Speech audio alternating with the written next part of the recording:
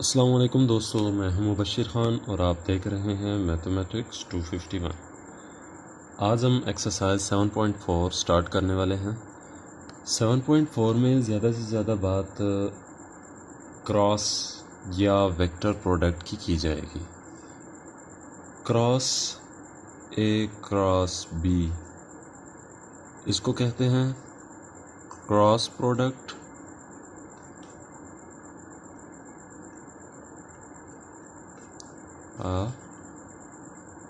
Vector product.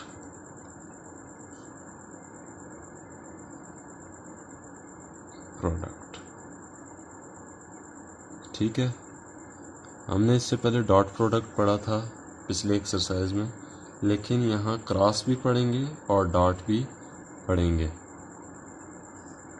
ठीक है, और इसका फार्मूला क्या होता है, इसका बेसिक कंसेप्ट क्या है, वो आज मैं आपको इस सवाल में समझाऊंगा। पिछले सवाल में भी हमने इसी तरह आपको एक फार्मूला बनाकर दिखाया था। ये ए वेक्टर है, ये बी वेक्टर है। ए डॉट बी में हम ए का मैग्नीट्यूड, बी का मैग्नीट्यूड और कॉस थीटा, यहाँ का एंगल जो है थीटा आ जाता था साथ ही लिखा हुआ। लेकिन यहाँ कुछ और सीन होगा, इसमें एक नॉर्मल वेक्टर भी होगा। ठीक है, जो कि यूनिट वेक्टर एन नॉर्मल। अब इसको चेंज करने के लिए ये चीज़ बनाई गई है, नहीं तो इसका कोई ख़ास ए क्रॉस बी क्या होता है वो भी मैं लिखूँगा। A cross B is equal to, उसी तरह ए का मैग्नीट्यूड बल्कि determinant of A, determinant of B, magnitude of B और साइन थीटा, और ये एन नॉर्मल वेक्टर कहलाता है, यूनिट वेक्टर एक। ठीक है, ए डॉट बी में हम एक चीज़ और बता दूं आपको, A dot A cross B is not equal to B cross A. आप कभी भी ये नहीं कह सकते कि A cross B is equal to B cross A. हालांकि हम A dot B is equal to B dot A, ये तो हम कह सकते हैं।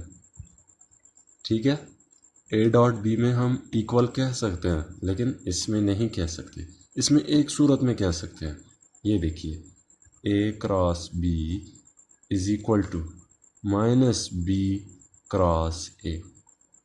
ठीक है, इसमें इस सूरत में आप ये कह सकते हैं। एक और चीज़ है, अगर ए पैरेलल हो बी के तो A cross B, then A cross B is equal to zero. अगर ए क्रॉस बी ज़ीरो हैं तो इसका मतलब है ये दोनों आपस में पैरेलल हैं। जबकि ए डॉट बी, ए और बी आपस में परपेंडिकुलर हों, ए और बी आपस में परपेंडिकुलर हों, then A dot B is equal to zero. ठीक है, अगर ए और बी आपस में परपेंडिकुलर हों तो उनका डॉट प्रोडक्ट ज़ीरो आएगा, और जबकि ए और बी अगर आपस में पैरेलल हों तो उनका क्रॉस प्रोडक्ट ज़ीरो आएगा। ठीक है, अगर हमें कोई चीज़ फाइंड आउट करनी है कि ये दोनों पैरेलल हैं या परपेंडिकुलर हैं, तो हम उसका एक मतलब डॉट प्रोडक्ट लेंगे। अगर वो ज़ीरो के बराबर आता है तो हमें पता लग जाएगा कि यार ये दोनों परपेंडिकुलर हैं। अगर क्रॉस प्रोडक्ट लेंगे तो हमें पता लग जाएगा कि यार ये दोनों पैरेलल हैं। ठीक है, तो बस यही एक छोटा सा कंसेप्ट था। इसके बाद हम सवाल की तरफ जाएंगे। सवाल में आपने डिटर्मिनेंट फर्स्ट ईयर का किया होगा, उसी तरह का सेम एज इट इज़ जो है सवालात होते हैं। अब सवाल करना स्टार्ट करते हैं। जी तो दोस्तों, हमें सवाल दिया गया है क्वेश्चन नंबर 1। अपनी बुक ज़रा आप सामने रखिएगा। हाँ, एक बात और, अगर आप कलम लिए जो जो मैं लिख रहा हूँ आप उसको लिख रहे हैं तो लिहाजा ये सवाल आपको कभी समझ नहीं आने वाला। इससे पहले आपने सवाल को समझना है। जब सर भी करा रहे हो तो लिहाजा आप सर से मेहरबानी करके कह दीजिएगा कि सर हमें समझा दें। हम फ़ोटो लेके या बाद में राइट करके, फ़ोटो हरगिज़ नहीं लेनी। मेरे तमाम फ्रेंड्स पिक्चर ले लेते थे और चले जाते थे। बाद में वो मुझसे पूछते थे कि ये क्या हुआ, यहाँ क्या ये किस तरह हुआ, ये फार्मूला किस तरह। मैंने कहा आपने राइट क्यों नहीं किया? कहते हैं हमारे पास टाइम नहीं था, हम चले गए थे। तो टाइम जब ना हो तो फिर सर से पूछने की तुक नहीं बनती, यानी वो टाइम नहीं मिलता हमें। तो अभी सवाल पढ़ते हैं। Compute the cross product A cross B, यानी सॉल्यूशन स्टार्ट करते हैं। ठीक है, ए क्रॉस बी मालूम करें, ठीक है, और बी क्रॉस ए मालूम करें। और बाद में पूछा गया है पार्ट 2, यानी सवाल में डॉट आया, उसके बाद check your answer by showing each A and B is perpendicular to A cross B या बी क्रॉस ए। ठीक है, एक ही सवाल में डॉट प्रोडक्ट भी आ गया और क्रॉस प्रोडक्ट भी, यानी क्रॉस प्रोडक्ट एक नई चीज़ है तो लिहाजा उन्होंने पहले क्रॉस प्रोडक्ट कहा है। तो अब हम स्टार्ट करते हैं ए क्रॉस बी। ठीक है, ए क्रॉस बी किस तरह करेंगे? आपने बड़ी लाइन लगा देनी है 2। ठीक है, एक के ऊपर लिख लेना आई जे के, बिना किसी चीज़ से देखिए। ये नहीं कि हमने किसी चीज़ से देखा कि आई जे के कहीं लिखा हुआ है ना, आपने किसी चीज़ से नहीं देखना। आपने बस ये जैसी ए क्रॉस बी का क्वेश्चन आए तो आपने ये फिगर बना लेनी है, ये चीज़ बना लेनी है। ठीक है, इसके बाद जो काम है वो ए का है। ए हमारे पास क्या है?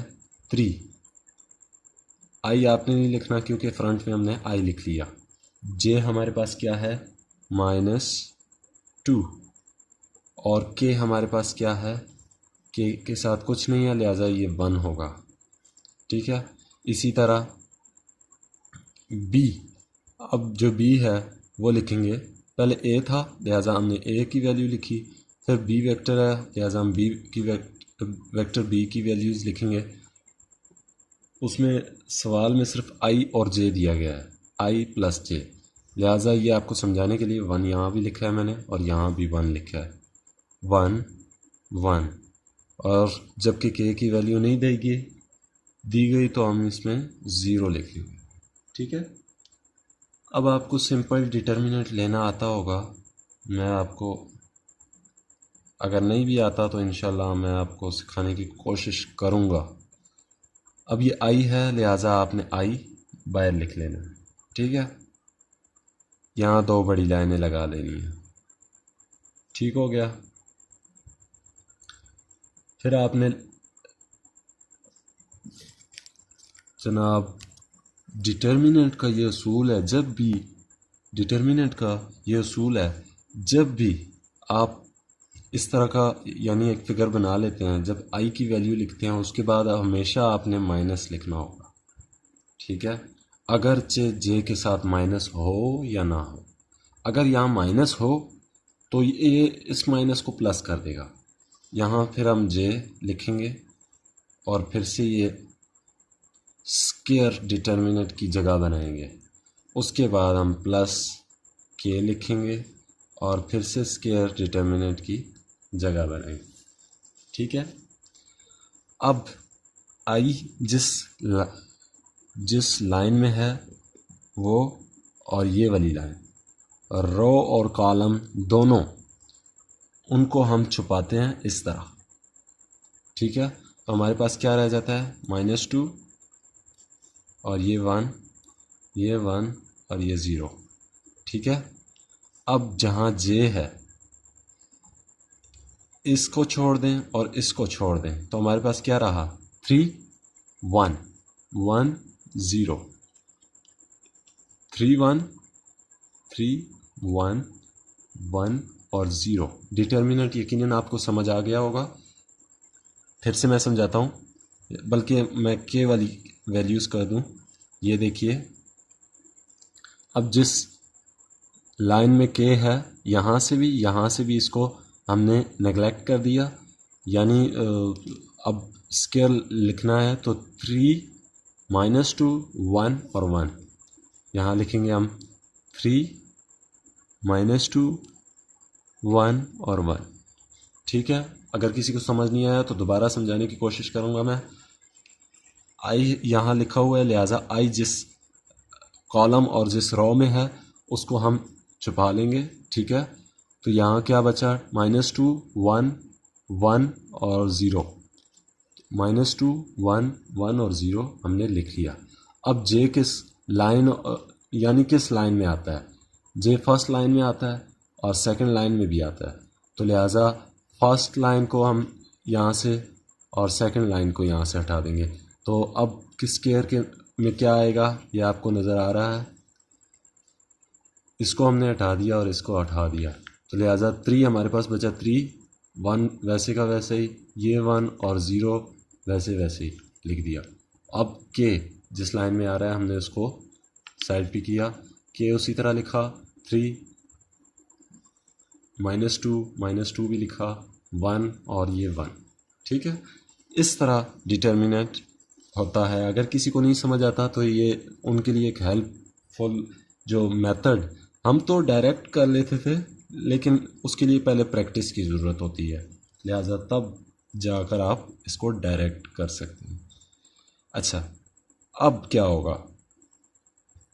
अगला प्रोसेस मल्टीप्लिकेशन का है। -2 को आप 0 से मल्टीप्लाई करेंगे तो क्या आएगा? इसको इससे मल्टीप्लाई करेंगे, इसको इससे मल्टीप्लाई करेंगे, लेकिन दरमियान में माइनस आएगा। ठीक है, बल्कि माइनस तो वो डिसाइड करेंगे कि कौन किसके साथ माइनस ही आता है। तो ये माइनस और ये 0 हो गया। -1 1 जार 1।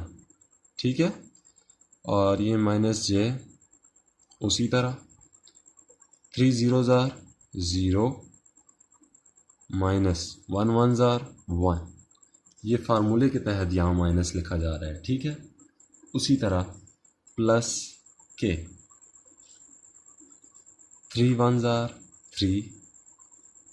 माइनस लिखेंगे तो ठीक है, माइनस लिखता हूँ, फर्स्ट टाइम है इसलिए, फिर प्रैक्टिस करेंगे उसके बाद हम। माइनस उसी तरह लिखा। 1 -2 मल्टीप्लाई बाय 1 जार -2। ठीक है, तो लिहाजा ये A cross B is equal to I। ये उसी तरह मैं लिख दूंगा -1 -j -1 प्लस k 3 + 2। ठीक है, तो अब A cross B is equal to -I plus j, यानी 1 1 आता है ऐसा, और प्लस 5k। ठीक है, हमारे पास A क्रॉस B की वैल्यू आ गई। अब हम फाइंड आउट करेंगे B क्रॉस A। ठीक है, B क्रॉस A के लिए मैंने आपको पहले बताया था कि कोई भी हो, आपने पहले एक बड़ा डिटर्मिनेंट के साइन लगाने हैं, फिर उसमें I J K लिखना है बिना किसी सवाल के। अगर आपको कोई कहता है कि B क्रॉस A के लिए तैयार हो जाएं, अब उसको हम हल करने वाले हैं, तो वो आपको 2 स्टेटमेंट देगा। अब जो 2 स्टेटमेंट हैं वो ये हैं, B क्रॉस A के दिए गए ना, तो 1 1 और 0 होगा, पहले हमने B का लिखना है, तो लिहाजा यहाँ हम लिख लेंगे 1 1 और 0। और A की हमारे पास क्या वैल्यू है? 3 -2 और +1। 3 -2 +1 मुझसे गलती हो गई, चलो गलती इंसान से ही होती है। आगे स्टार्ट करते हैं। B cross A is equal to equal यहाँ लिख देते हैं। ये बी क्रॉस ए भी आप नीचे लिख दीजिएगा। आई डिटर्मिनेंट माइनस जे का डिटर्मिनेंट ऑफ स्क्वायर्स प्लस के डिटर्मिनेंट। ठीक है। अब जैसे कि हमने पहले भी बताया था, आई जिस लाइन में आता है उन दोनों लाइनों को हम निकाल लेंगे। ये देखिए, अब क्या बचा हमारे पास, 1 -2 0 और 1 1 1 0 -2। ठीक है। अब जो जे किस लाइन में है, ये दरमियाने लाइन में है और ये ऊपर वाली लाइन को आप भूल जाएं, तो लिहाजा हमारे पास क्या है, 1 0 3 1 1 0 3 1। ठीक है। के, अब के किस लाइन में है, के भी आप देख सकते हैं, तो ये भी 1 1 यहाँ है, 1 यहाँ है, 3 और -2 1 3 -2। समझ आई? अगर समझ ना आए तो लिहाजा कमेंट कर दीजिएगा, हम समझाने की दोबारा भी इंशाल्लाह आपको कोशिश करेंगे।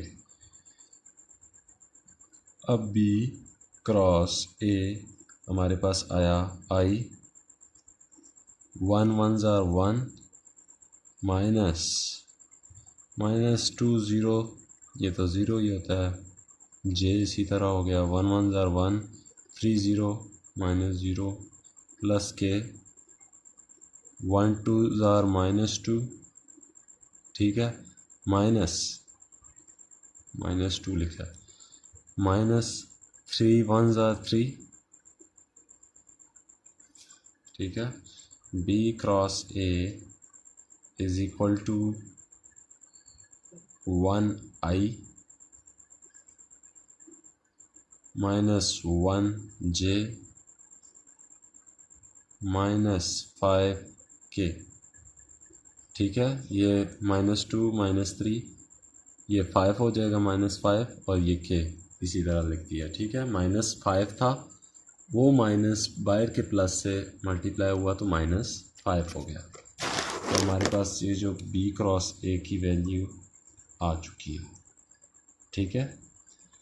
अब सवाल का पार्ट 1 तो यहाँ तक मुकम्मल हो चुका है, यानी ए क्रॉस बी और बी क्रॉस ए मालूम कीजिए। ये दोनों चीज़ें हमने मालूम करी। अब पार्ट 2 की तरफ आते हैं, दोनों को चेक करते हैं कि क्या इन दोनों में से कोई परपेंडिकुलर है। तो किसके परपेंडिकुलर है, ए क्रॉस बी के परपेंडिकुलर है, या बी ए क्रॉस बी के परपेंडिकुलर है, या ए बी क्रॉस ए के परपेंडिकुलर है, या बी क्रॉस ए के परपेंडिकुलर है। लिहाजा अब वो चेक करेंगे हम। ठीक है। अब ये चीज़ें हमारे पास मालूम हैं, अब हम फाइंड आउट करेंगे कि क्या, अब जैसे कि उधर तक हमने बी क्रॉस ए की वैल्यू मालूम की, उसके नीचे आपने लिखना है for checking is it perpendicular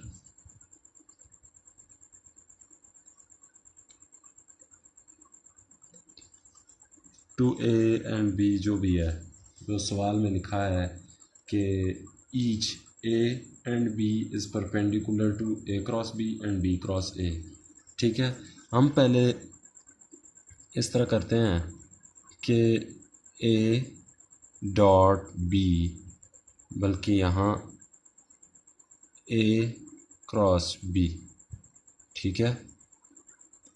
अब परपेंडिकुलर चेक करने के लिए मैंने आपको पहले भी बताया था कि हम डॉट प्रोडक्ट लेंगे। ठीक है। अगर पैरेलल चेक करना था तो हम क्रॉस प्रोडक्ट लेंगे। अब परपेंडिकुलर चेक करना है तो लिहाजा डॉट प्रोडक्ट ले रहे हैं। ए क्रॉस बी ए के परपेंडिकुलर है या नहीं, ये चेक करने के लिए हम इन दोनों का डॉट प्रोडक्ट ले रहे हैं। तो वो क्या होगा, ए की वैल्यू क्या है, ये आपके सामने लिखी है, 3i -2j प्लस के। ठीक है। और ए क्रॉस बी की वैल्यू क्या है हमारे पास, -1i plus 1j plus 5k। ठीक है। तो ये हमारे पास आ जाएगा 3 माइनस -3 -2 -2 और ये +5, तो ये क्या होगा, -5 + 5 = 0। ठीक है, तो अब लिखेंगे हम सो, ये यहाँ भी आप इसी तरह लिखें A cross B। So A is perpendicular का निशान है उल्टा T। A is perpendicular to A cross B। ठीक है, ये एक चेक हो गया। अब दूसरा चेक करना है हमने, B चेक करना है, क्या B क्रॉस B के परपेंडिकुलर है या नहीं है। ठीक है, दूसरा भी हम चेक करते हैं। B हमारे पास क्या है, ऊपर लिखा हुआ है 1 1 1 I + 1 J + 0 K। की वैल्यू नहीं दी गई, लिहाजा हमने, क्योंकि इसमें दी गई है तो इसलिए हमने ये K लिखा है। ठीक है, और ये -1 I + 1 J + 5 K। ठीक हो गया। अब यहाँ मैं लिखता हूँ B डॉट प्रोडक्ट ले रहे हैं ना, A क्रॉस B। ये तो हमें मालूम है, A क्रॉस B हमारे पास ये वैल्यू आई हुई है, ऊपर आप देख सकते हैं, ये देखें A क्रॉस B की पहले ही सवाल में हमने हल कर लिया था। अब 1 1 ज़ार 1, लेकिन साथ माइनस है तो -7 आएगा। 1 1 ज़ार 1, साथ प्लस है तो प्लस आएगा। 0 0 लिखना है तो लिख लें, नहीं लिखना तो ना लिखें। ठीक है, ये आपस में दोनों +1 -1, ये तो 0 हो जाएगा। ठीक है, अब हम लिखेंगे सो इसका भी उसी तरह, B is perpendicular to A cross B। ठीक है, अभी सवाल हल नहीं हुआ, ये उन्होंने पार्ट 1 में दोनों प्रोडक्ट दिए और मतलब मालूम कराने को कहा कि क्या ये दोनों आपस में परपेंडिकुलर हैं या नहीं है। अब हम A मालूम करेंगे, नाउ यहाँ लिखेंगे A dot B cross A। अभी तो सिर्फ हमने A क्रॉस B का इन दोनों के साथ डॉट प्रोडक्ट लिया था ना, अब इन दोनों का dot product B cross A के साथ लेंगे। ठीक है, ये B क्रॉस A, तो ये क्या आएगा, A की हमारे पास वैल्यू है 3I - 2J + K, 1 ही आता है इधर से, और B क्रॉस A की वैल्यू हमारे पास ये है, ऊपर दी गई है 1 -1 और -5, 1 -1 -5 K J I J K। ठीक है, तो अब 3 1 ज़ार 3, उसी तरह -2 -1 ज़ार +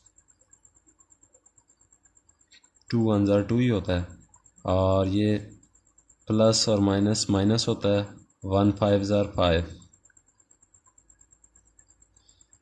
तो उसी तरह 5 -5 ये हो गया 0। ठीक है, A डॉट B, ये हमेशा मैं भूल जाता हूँ, क्रॉस A, तो यहाँ आएगा हमारे पास so A dot B cross A, so A is perpendicular to B cross A, ये आप लिखते हैं जैसे ऊपर लिखा था। अब मैं आगे देखिएगा, अब बी क्रॉस ए का साथ जो है ना डॉट प्रोडक्ट लेंगे। बी हमारे पास है 1i plus 1j plus 0k, और बी क्रॉस ए हमारे पास है dot 1i minus 1j minus 5k।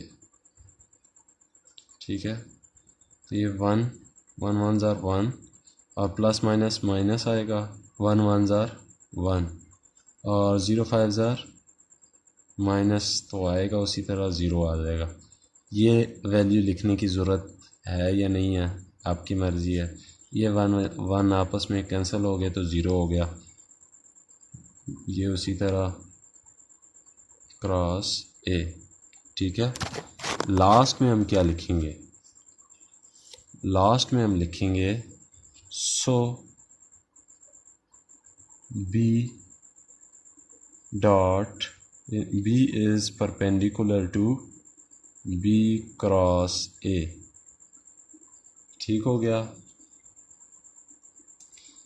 यहाँ तक हमारा आंसर रहा। और आज का एक ही सवाल काफ़ी है, आप बाकी 2-3 सवाल भी ट्राई कीजिएगा। और जो फार्मूला आपको कराया जाता है, जिस तरह से सवाल करवाए जाते हैं, उनको आप दोहराते रहिएगा। दोहराने से बल्कि आएगा नहीं आपको, आपने एक ही काम करना है, आपने उसको सिर्फ राइट करना है, लिखना है अपने हाथों के ज़रिए। अगर आपका दिमाग भूल जाए तो कम से कम आपके हाथ को याद रहे कि मैंने ये लिखा था, और लिखते लिखते वो चलता ही रहे। ठीक है, लिहाजा आपकी प्रैक्टिस ये होनी चाहिए। इस सवाल में अगर आपको कुछ समझ में नहीं आता तो आप हमें कमेंट कर सकते हैं, और इंशाल्लाह हम कोशिश करेंगे सारे जल्द अज जल्द सवालात कराने की। लेकिन इस क्वेश्चन में ये पार्ट मुश्किल सा था, तो लिहाजा अगर बाकी पार्ट मैं नहीं करवाऊँगा, ये भी बता दूँ आपको, इतना जो है ना बहुत ज़्यादा टाइम वेस्ट हो जाएगा एक ही सवाल कराने पे। तो लिहाजा आपके लिए आपका टाइम कीमती है, तो आप एक ही सवाल, ये देख रहे हैं आप 27 मिनट 28 सेकंड कुछ हो गए हैं, इतनी लंबी वीडियो एक सवाल पे। तो जिस किसी को अगर ये सवाल में कोई प्रॉब्लम हुई तो काइंडली कमेंट कर दीजिएगा। नेक्स्ट वीडियो में मिलते हैं इंशाल्लाह। अल्लाह हाफिज़।